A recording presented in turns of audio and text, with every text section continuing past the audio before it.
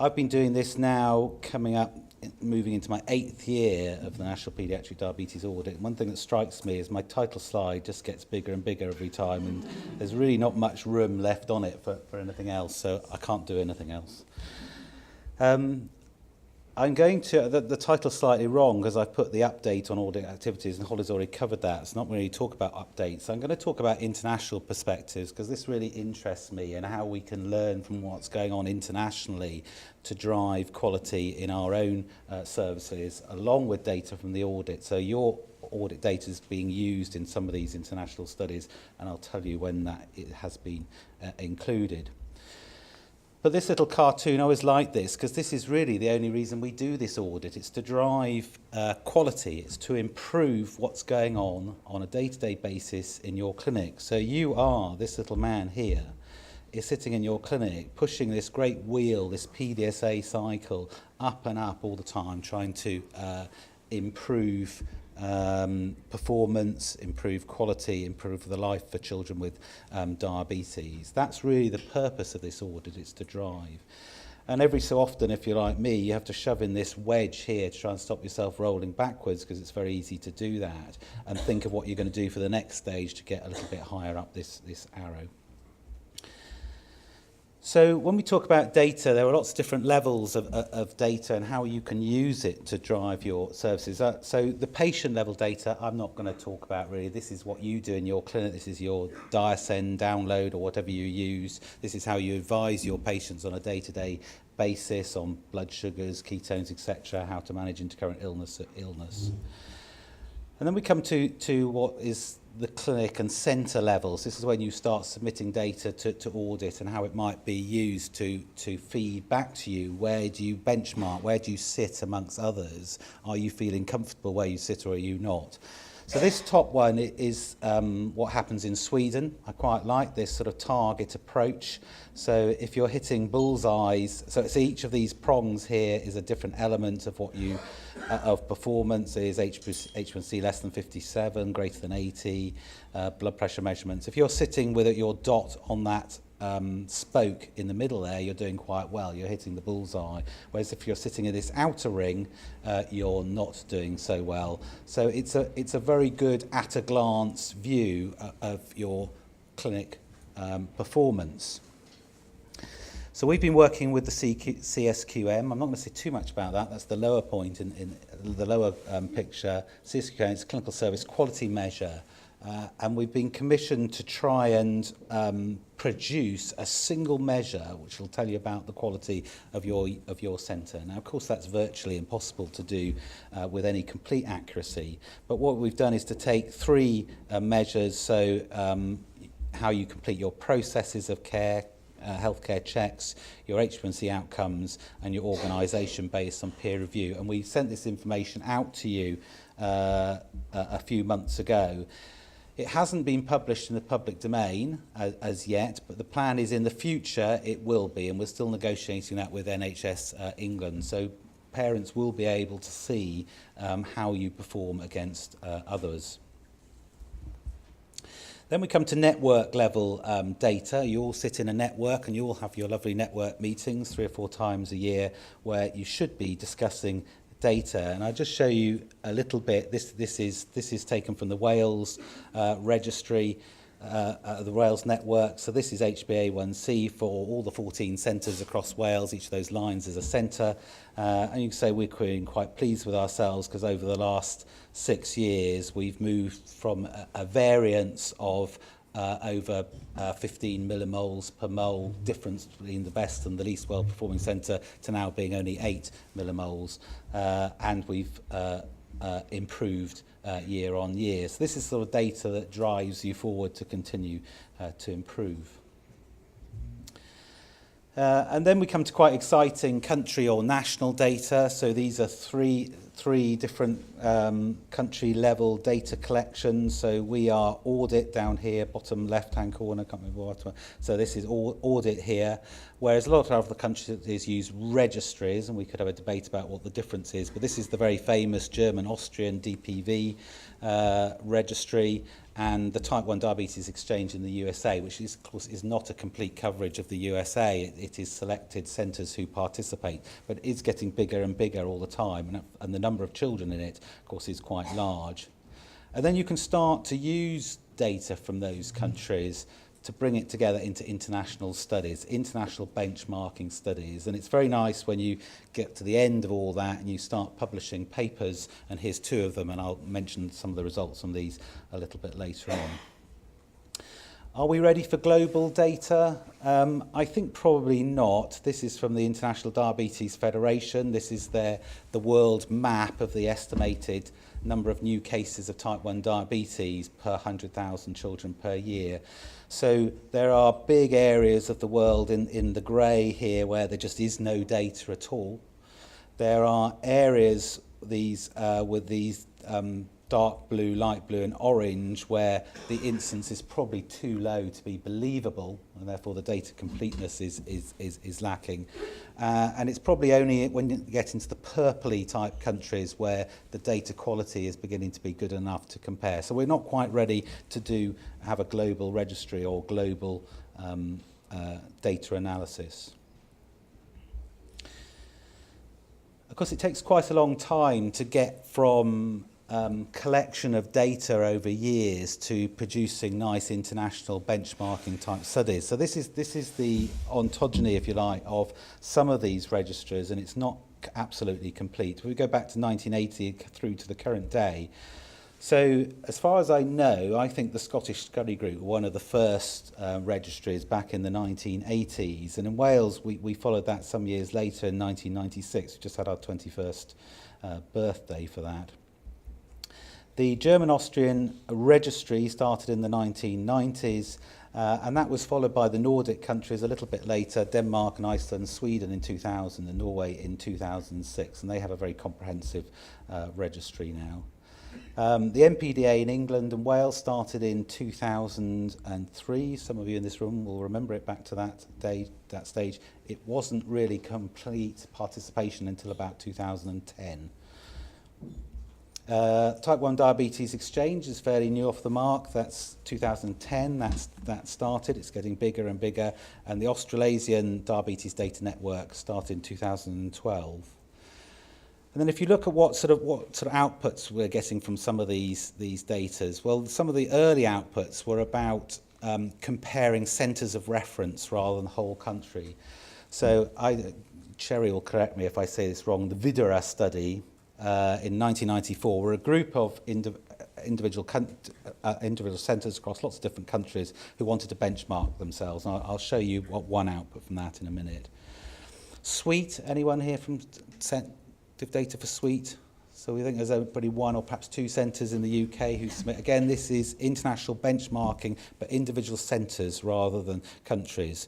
And I'll show you one output from there, although there's a lot of very interesting stuff coming out of Sweet. The Nordic countries probably were the first to start producing true international comparisons between themselves, the 3 different countries.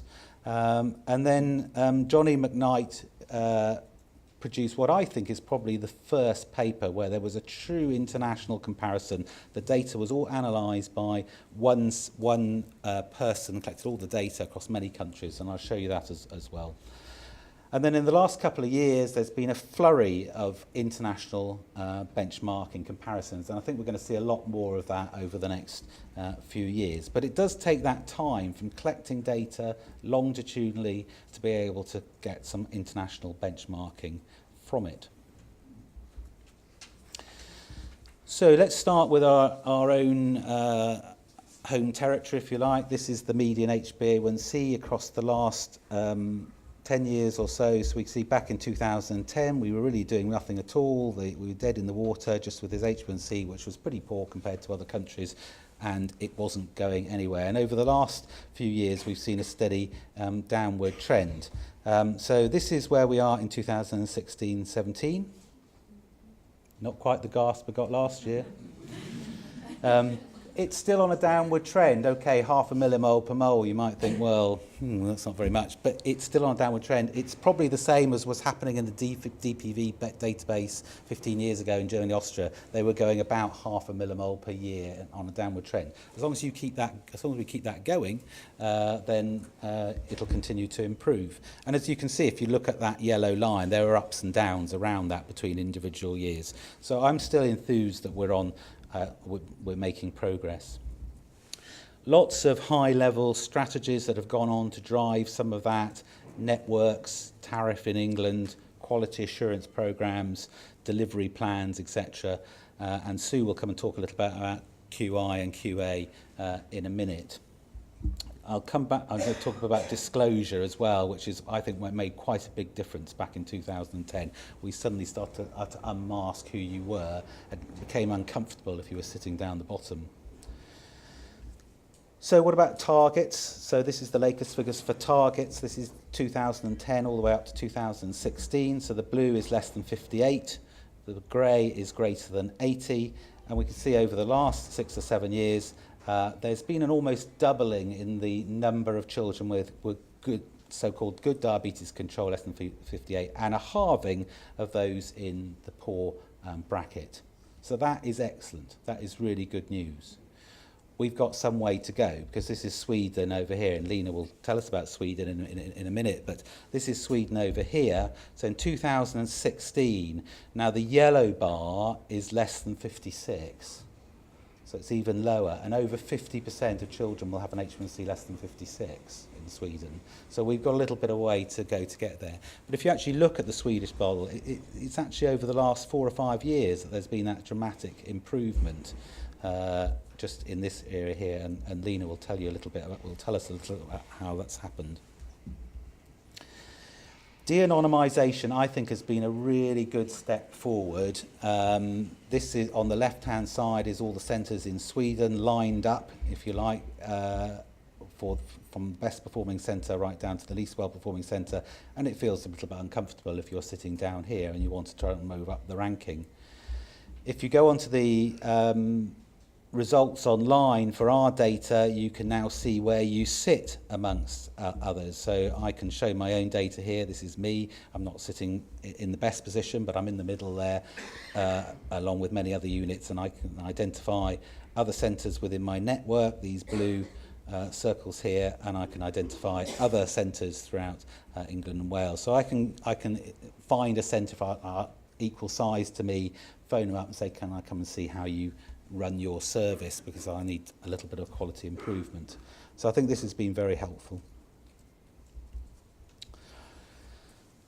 How does the international data that we have change paradigms? Well, I qualified in 1989, so I was training in diabetes in the 1990s, and several of you, I'm sure, in this room probably trained at a similar time. So in that era, we thought it was a good thing to spare children and young people from multiple injections. We were using twice daily pre-mixed. And I even remember starting my first consultancy job in 2000 in Oxford and thinking that was still a really good thing. We don't want to give people lots of injections, it's horrible. And we had strict diet to match the insulin intake. There were carbohydrate exchanges. Some of you can see a nodding and remember carbohydrate exchanges. And then there was clearly from DCCT trials, there was strong evidence actually that this probably wasn't the best way to manage diabetes. We should be intensifying therapy if you want to improve outcome, if you want to reduce complication risk. And so in the early 2000s, people started intensifying insulin therapy. Multiple daily injections and insulin pumps were starting to come in, insulin adjustment for dietary intake rather than the other way round. And now we're faced with CGM and flash glucose monitoring, and we'll soon have an artificial pancreas. Goodness knows how we're going to afford all these things, but there are lots of things on the horizon to come. Have they been good things? Have they been? How do we know that those changes have happened and they're good? Well, we know HbA1c has improved in a lot of the international registries. This is a 20-year follow-up from the DPV database, nearly 64,000 children and young people with type 1 diabetes. And this shows you what's happened since the year 1996 when they started their registry in terms of insulin delivery. So here's the 1 to 2 injections. So these are different age groups, less than 6, 6 to 12, and 12 to 18. And you can see how the 1 to 2 injections per day has really almost died out to being non-existent in Germany and Austria, and that's probably getting the same in the UK now. 3 injections per day had a little bit of a flurry at one point. That's dying out very rapidly. 4 injections per day, of course, increased rapidly until pumps started to come in round about here, and so it's decreased a little bit, and this is the uptake of pumps, which is now pretty universal in some countries, particularly in the younger age group here. Of course, if you intensify, the worry is that it could be detrimental in the long term. So we have short-term outcomes that we can measure, which will tell us whether that's detrimental. This is hypoglycemia, evidence from the German database. So on the left here, this is severe hypoglycemia instance, and on the right is hypoglycemic coma. And the boxes start with people with good HbA1c, 6 to 6.9, going down to the bottom here, people with poor diabetes control. And you can see as intensification has occurred, in other words, years have gone by, the actual risk or instance of hypoglycemia has come down. So it doesn't suggest that it's detrimental to intensify insulin therapy. And it's more marked, that decrease, in those with better control. In other words, if you come down to the lower ones here, there's probably not much difference in hypoglycemia instance. So that's encouraging. What have we learned from VIDRA studies? This was in the post-DCCT era, 26 centres across 23 different countries around the world, mostly in Europe. And that was focused on looking at outcomes and measurements leading to effective care. It was longitudinal. You benchmark year on year against yourself and against others. And what was found was that all centres improved metabolic outcome between 1995 and up to 2009. But in fact, there was no change in the ranking. Everyone tended to improve.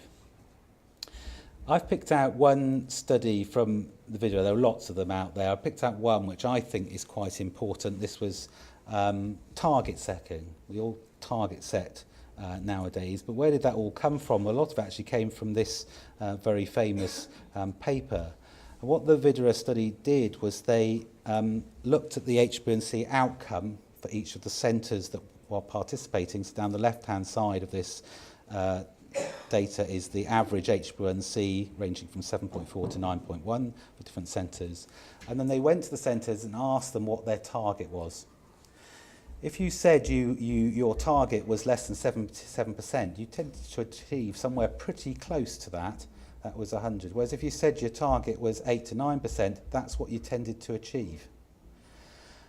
And they also looked at the concordance across the different team members. If all the team members said the same thing, you were much more likely to achieve that target than if people had different ideas in their centre. So team concordance is very important. And you can see there's this trend across that table from setting your targets high or low, if you like, and getting good performance between those that are perhaps less interested in targets and not doing so well. I think that was quite a seminal paper.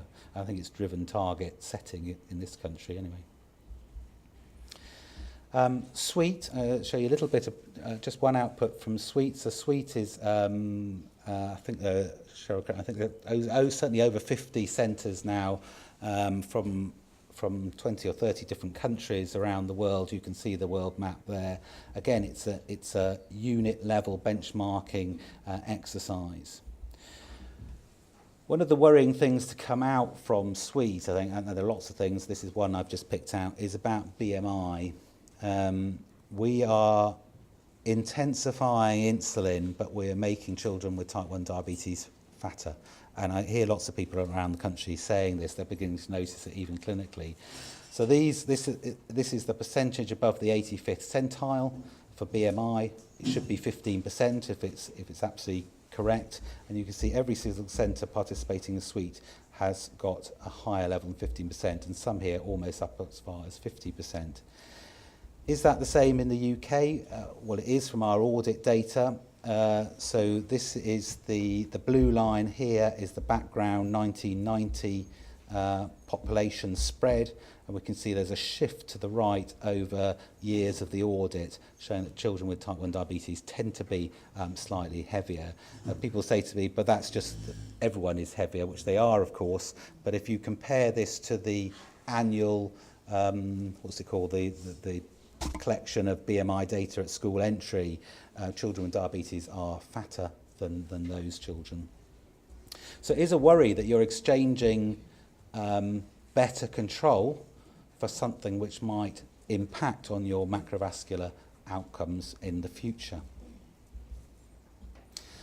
This is the paper from Johnny McKnight. So I think this was, to me, this is probably the first paper where many countries got together and analysed their whole country data. So it wasn't patient level. It's published in Diabetic Medicine 2014. Your data was in there. There were 20 nations, and there were 11 nations where there were under 15-year-olds. 320,000 people with diabetes, 44,000 under the age of 15. And the HbA1c target, those achieving less than 58, varied from 15% right up to 46%. And this is the graph that shows that. So here are the greens are the really good countries doing very well, Germany and Austria. Sweden didn't actually participate in this particular paper. And here was the least well-performing centre, Latvia. But if you look at Wales and England, these graphs here, so I should have said the black are the less than 58, the lighter grey are the greater than 80, greater than 75. You can see we're not much different from Latvia, or we weren't. This is about 3 years ago, this data. So we have got progress to make. What about diabetic ketoacidosis? This is an acute complication, if you like, of diabetes. These were studies we participated in from the National Diabetes Audit, along with the DPV database and the Type 1 Diabetes Exchange. And what we did was to model the data against lots of outcomes that can potentially affect DKA. And you don't need to get too involved in the modelling data here. But if you start over here, model 1, so this is just a direct comparison between Type 1 Diabetes Exchange and the German-Austrian DPV database, and then the NPDA against the DPDA database. So if you live in America, you've got a 44% higher chance of getting DKA than you have in Germany. If you live in England and Wales, it's about a 30% increased risk, significantly increased risk. But of course, as I said, there are lots of things that influence that, and these are all these different things down the side here: age, gender, duration of diabetes, ethnic status, HbA1c, etc. So if we move over to model 6, over on the right-hand side, where you've taken all those things into account, you find that the major influences are gender. So girls are 23% more likely to get DKA than boys are. Ethnic minority status, more likely to get DKA. And then you come down to the big hitters here, which is diabetes control or management, as I should call it now. So if your HbA1c sits between 7.5 and 9 compared to those who have HbA1c less than 7.5, you're at a 254% increased risk. If you go above 9, 874% increased risk. Much higher risk. And the interesting thing down here is that whether you're on a pump or not, it doesn't actually make any difference. But once you take those things into consideration, you go back up here to the top here, you actually find that we have a lower risk of DKA than you have in Germany. So if we can improve our diabetes control across the nation, then naturally we should see that come down.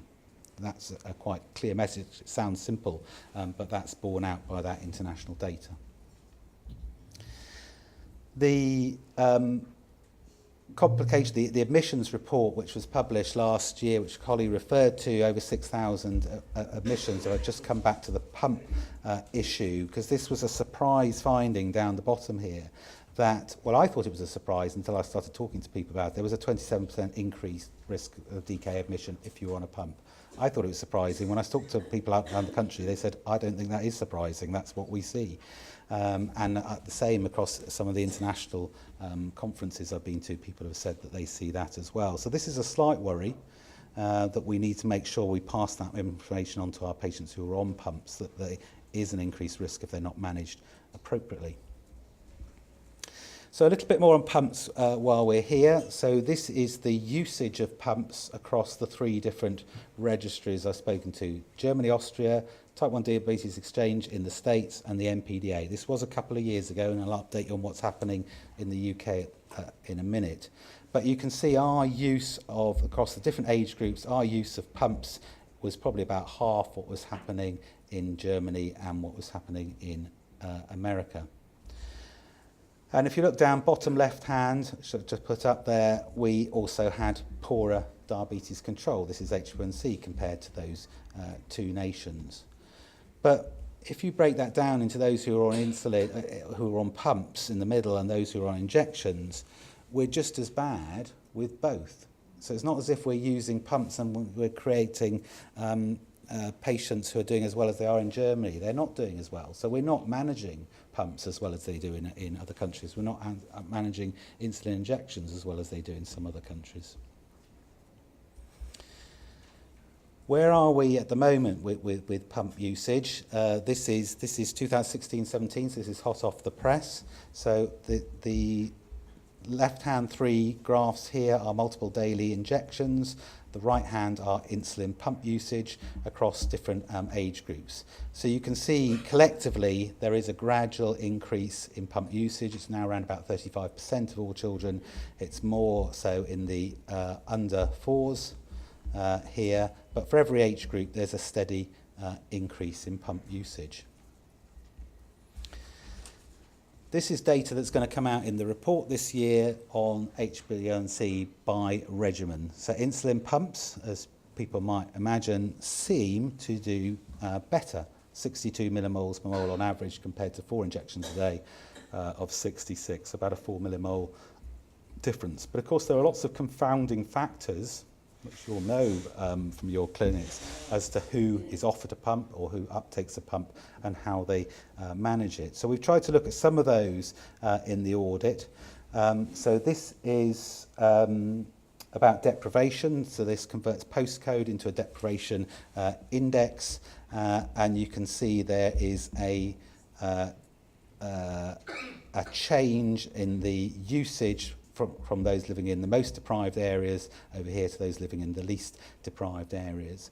And it's difficult to see from this graph, but that's been the case over the subsequent years. But what's becoming clearer is that gap is widening. So although in every deprivation index there are more people on pumps, the gap between the least deprived and the most deprived is widening if you compare this far right hand one with this left hand one over here. And what about ethnicity? Well, if you're white, you're much more likely to be on a pump. Here's insulin pumps in red here compared to some of the other ethnic minority status groups. So there are confounding factors in that HbA1c because we know all those things like deprivation and ethnicity affect HbA1c or are associated with.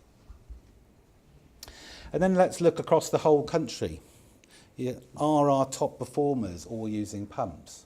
Well, they're not, because here is the spread. This is a caterpillar plot. The grey little dots across there is the average HbA1c across each of the 175 centres across England and Wales. So left-hand side here, best performing centres, right-hand side, least well-performing centres. And I've just pulled out those centres which report to us that over 50% of their patients are on pumps. And those are the red dots. So there's a spread from one side to the other. They're not all clustered up here. Those using lots of pumps are doing much better. And I don't think there's any pattern. There's an equal number either side of the middle centre here. So I don't think we're using pumps as well as we should be yet. So I'm going to talk about variation just to finish with. So variation in glycemic control. And I've showed this slide many times. There are lots of causes, things that might cause variation in diabetes control. So they're the so-called warranted things which you can't really change, such as your age, your gender, your ethnicity, your duration of diabetes. You can't change those influences.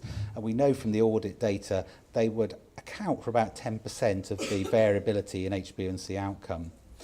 And there are all these things down here, these unwarranted effects, which you can influence, but much more difficult to change. So things like, do you have correct resource? Do you get your tariff? Do you have a structured education programme? How is your coordination of care done in your centre? I showed you that target setting. Do you all have the same, do you all give the same message? So lots of unwarranted effects here. So there are very few between centre, between country variation type studies, and to date these have typically been conducted just within individual countries. And the international ones have focused on crude centre comparisons, such as those in Sweet. And the international ones have often focused just on whole country means and medians rather than taking the patient level data. So how does the between centre variation in glycemic control differ amongst country? And that remains unanswered until some of the data I'm going to show you, which we've been working on. And the variation is important because what's happening in other countries can impact on what we do in this country. So this is work from Demetrios Charalampopoulos, get that name right. There are some fairly important people on this paper. There's Sir Terence Stevenson here now, Russell Viner, who's our new college president, or will be from April, and a few other less well-known people like Justin Warner.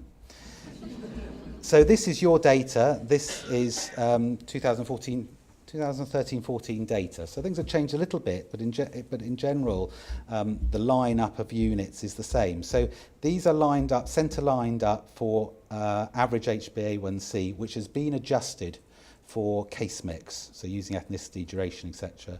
So this is the best performing centre over on the left-hand side, going all the way through to the least well-performing centre on the right-hand side.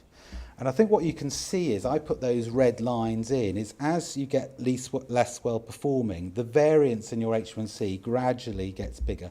There's a bigger gap here between your two red lines than there is down here. So poorer centres, or less well-performing centres, tend to have greater variance in their H1C. So he's done some mathematical modelling around that using what's called intra and interclass correlation coefficients. Don't ask me about the statistics. But what he's found is that there's about a 5% variation in H1C located at clinic level. What does that mean? That means if you take a patient who is in this least well-performing centre and you stick them in this centre, you only expect their H1C to improve by about 5%. So if your H1C is 90, it might be improved by 4 or 5 millimoles. It's not a massive jump.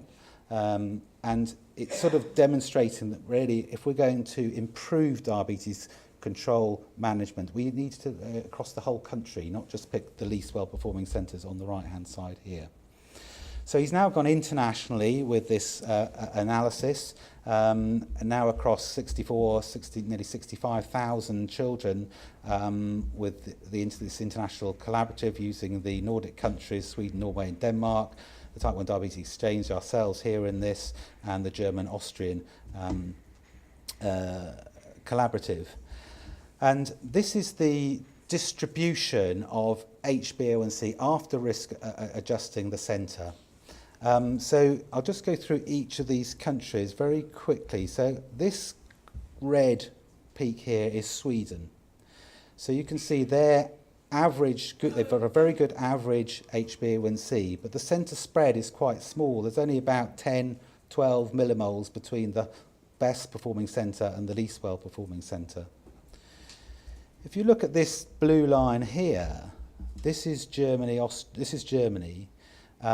who have pretty much the same average HbA1c as they do in Sweden, but look at the spread. It's 30 millimoles of spread across their centres. There are centres up here that's doing far worse than we are, but there are centres here who are clearly just, I can't even believe that they are producing HbA1c, but that's the data. Out here, this is us. We are, the USA is the orangey yellow, and then we are the slightly darker browny colour here. So we've got relatively poorer average, moderate spread. We're not spreading as much as Germany, but we're not as tightly packed as they are in Sweden. And then in there is Norway and Denmark, relatively good average with a moderate to low centre spread. What does that mean if you're trying to then advise commissioners, etc., on their strategy? Well, if you were to go to Sweden, you'd probably say, well, actually, in fact, your centre spread is not very big, so your approach should be whole country approach if you want to improve things. If you went to Germany, you'd say, actually, in fact, your average is good. You need to tackle your centres up here. That's probably what your best value for your money. Whereas where we are here, we've got a bit of both.